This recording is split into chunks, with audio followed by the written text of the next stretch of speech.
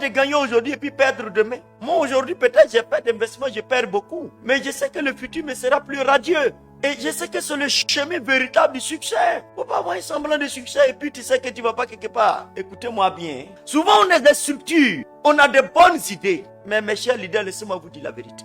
On a un problème, c'est que on n'est pas capable d'aller jusqu'au bout d'une idée et d'une affaire. On abandonne trop vite dans la vie. On n'a pas appris un peu la loi du combat, de la détermination et de la patience à un certain degré. Donc souvent on abandonne. Dès qu'il y a les moindres difficultés, on laisse tomber. Ceux qui ne lâchent pas, y arrivent.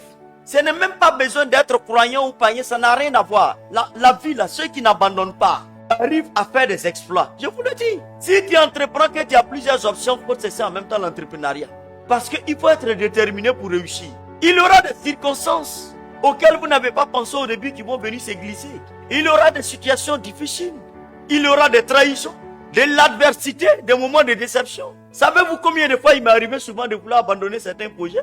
Combien de fois cela a traversé mon esprit? Mais il y a une force en moi qui me dit toujours, mais écoute, qu'est-ce qui est facile dans la vie? Tu es déjà né. La mentalité de croire que quelque chose est facile, déjà il faut oublier ça. À force de forger, on finit par devenir forgeron. Vous savez qu'il y a des types de pressions, quand tu es habitué à ces pressions-là deviennent habituelles. Au point que quand elles paraissent, tu n'as plus peur. Ton esprit a été façonné pour les supporter, les accepter. Et c'est pour cela qu'on parle de résilience en affaires. Être diligent, c'est accepter de payer le prix et d'être résilient.